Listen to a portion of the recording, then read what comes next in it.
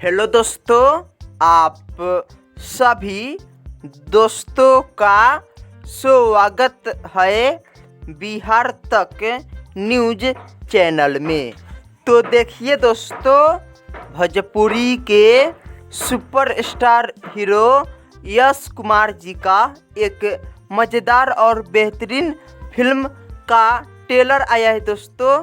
Film का नाम है एक था जोकर और इस फिल्म का ट्रेलर आया है दोस्तों इंटरटेन रंगीला यूट्यूब चैनल से।